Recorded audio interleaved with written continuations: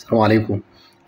تعقيب بس صغير على الفيديو اللي عملناه امبارح عن قصة تسعير التمر الصعيدي يعني في الوادي الجديد والدخلة تحديدا وباقي المناطق المنتجة للنخل الصعيدي للبلح الصعيدي.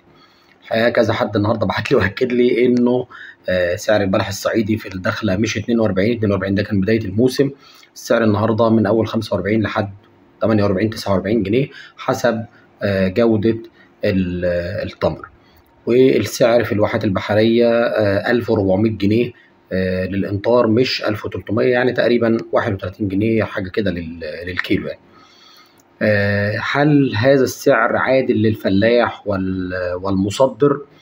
الحقيقة أنا شايف إن أي رقم للتمر الصعيدي فوق 45 جنيه هيكون ظالم للمستورد، آسف للمصدر. انا مش مصدر يا جماعه، بس عشان ما حدش يقول ان انا بتكلم في مصلحه المصدر او حاجه.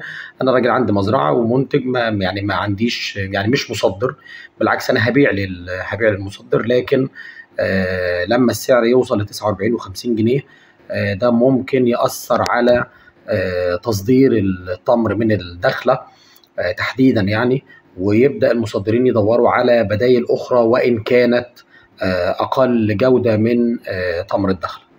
طيب انت شايف السعر العادل كام يا دكتور وسام لتمر الدخل السنه دي؟ التمر الجيد ممكن يتاخد من المزرعه بسعر 45 جنيه، يكون رقم عادل للفلاح او للمزارع او لصاحب المزرعه او للمستثمر ايا كان، وفي نفس الوقت عادل للمصدر. شكرا جزيلا. حد تاني الحقيقه يعني مش مصدق انه التمر الصعيدي في الدخله وصل ما يقارب 50 جنيه. انا بقول لحضرتك ادخل على صفحه الحاج علاء الطحان صاحب مصانع الطحان للتمور، والراجل يعني بيقول تولى فينا شويه مزارعين، وبلاش لو سمحتوا نوصل ل 49 و50 45 رقم كويس، واحنا عندنا استعداد ناخد من الدخله ب 45، لكن بلاش يعني بقينا بنتكلم في 48 و49 و50 جنيه. ده ردا بس على اللي بيقول انت بتقول اي كلام، والبلح في اي حته بنفس السعر سواء في الدخله او البحريه او اي مكان في مصر، كل الاسعار واحده، وهو نفس التمر وهو نفس البلح ونفس الجوده ونفس كل حاجه.